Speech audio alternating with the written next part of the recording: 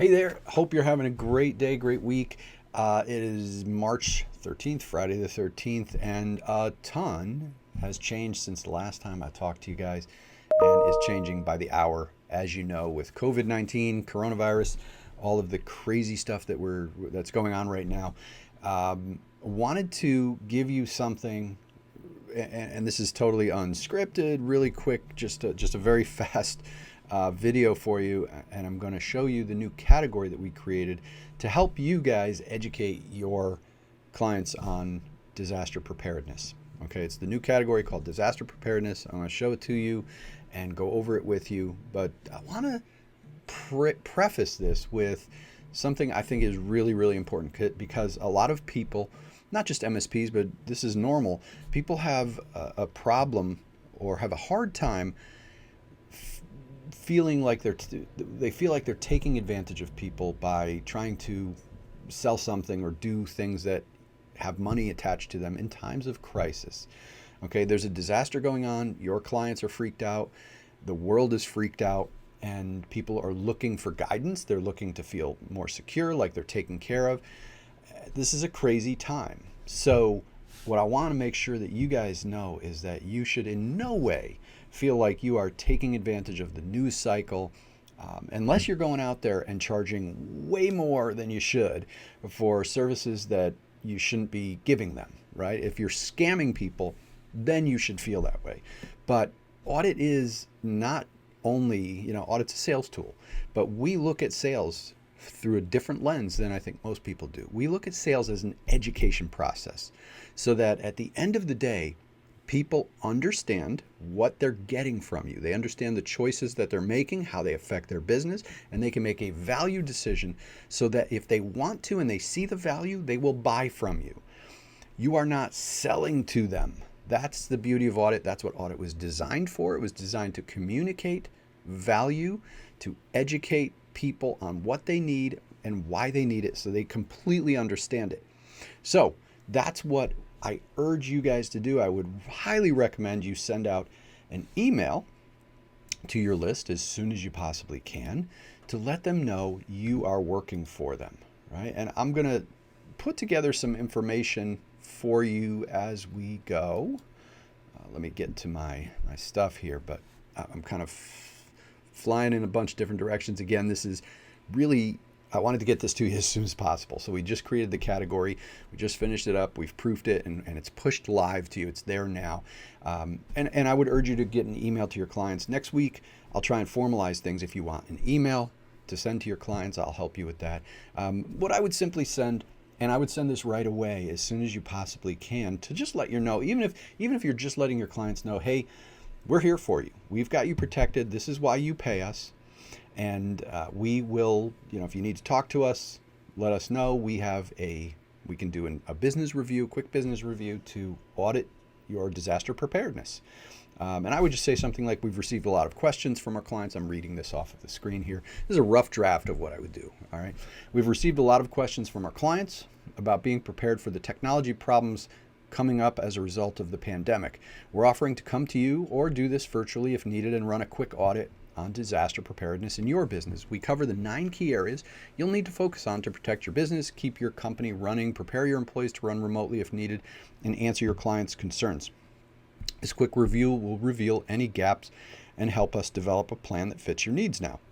Now, it could be as simple as just calling up your clients or emailing them and saying, we'd love to do a quick business review with you virtually or in person, just to make sure we've got everything covered for you and that you're ready for the disaster. If you've got prospects, educate them. Don't feel like you're taking advantage of the opportunity. Please feel like this is, I urge you to feel like you should be shouting this from the rooftops. Hey, world, you need to talk to us and let us do a disaster prep audit on your business now to make sure that you are prepared just in case, right? So let's go to the category and take a look at the category. I'm going to just go over this with you really quick. If you have questions, please let me know. What I'd like to do is a webinar next week to really dive into this a little deeper. Maybe get some other folks on the webinar to help answer your questions. So send an email to me at mike@auditforit.com. Let me know what your questions are on this. But if you go into your categories, you will see here that you have these 9 items in disaster preparedness.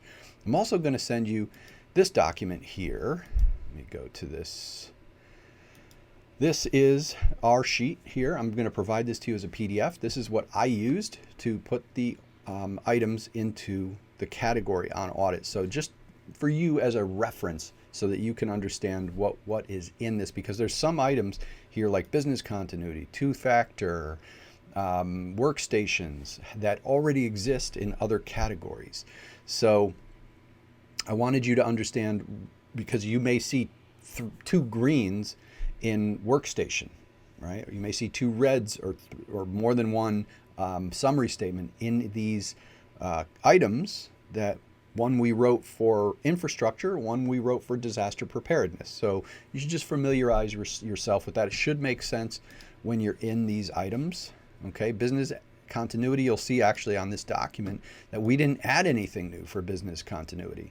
But when you come down to workstations, okay, and I'll go into our workstations item just to show you the summary statements.